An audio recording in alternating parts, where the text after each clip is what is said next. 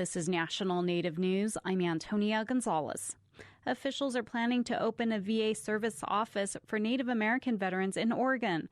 KLCC's Brian Bull reports. This summer, the State Department of Veterans Affairs and the Confederated Tribes of Warm Springs signed a memorandum of understanding. Mitch Sparks is acting director of the Oregon VA and part Oglala Lakota. He says this effort has been 5 years in the making. The Memorandum of Understanding allows the Oregon Department of Veterans Affairs to provide the support services and the network for them to be successful on tribal lands.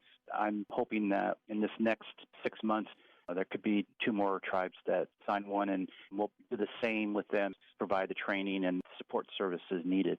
Sparks doesn't know yet when there will be a grand opening for the Warm Springs Veterans Center. About 3,900 vets in Oregon are Native American. For National Native News, I'm Brian Bull. The American Indian Alaska Native Tourism Association was recently named the organization to carry out a law intended to boost tourism in Indian country. Tourism officials, the Department of Commerce, and the Interior Department signed a MOU naming the tourism group the national facilitator for the Native Act. Signed into law in 2016, the act is designed to improve and promote tribal tourism. Tara Sweeney is the Assistant Secretary for Indian Affairs at the Interior Department. With this piece of legislation, it's important to understand that tribal engagement in tourism activities and using the data that we have out there to promote visitation, to promote the development of infrastructure and economic development and job creation in our communities, and having those systems in place to then attract tourism into Indian country. Camille Ferguson is the executive director of the American Indian Alaska Native Tourism Association. This is monumental. This is a very beneficial opportunity for tribes to engage with federal agencies, to be a part of their planning process for the development of tourism. This gives the tribes to be at the table when tourism development is happening, not after the fact. Provisions in the Native Act include enhancing Native American tourism into federal planning and providing funding and technical assistance to tribes and Native organizations to develop and increase their tourism efforts. Tourism plays a role in providing jobs and as a revenue source for tribes across the country.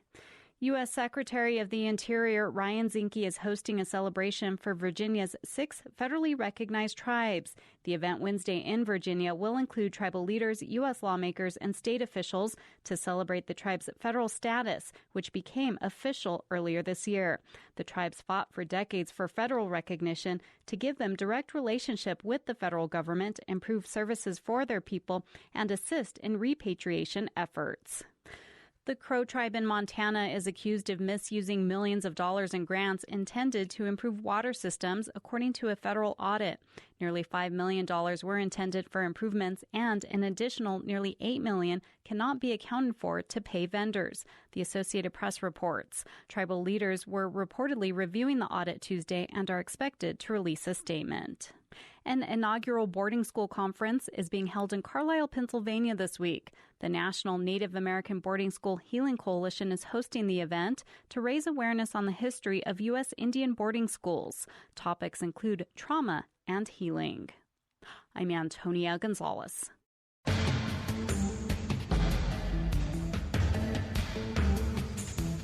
National Native News is produced at the Annenberg National Native Voice Studios by Quantic Broadcast Corporation.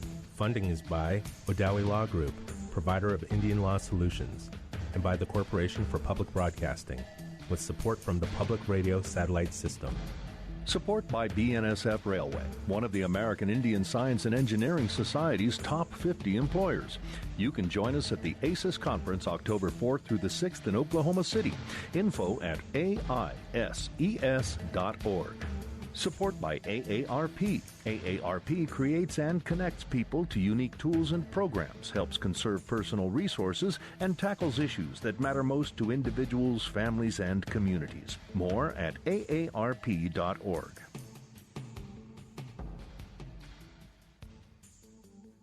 Native Voice One, the Native American Radio Network.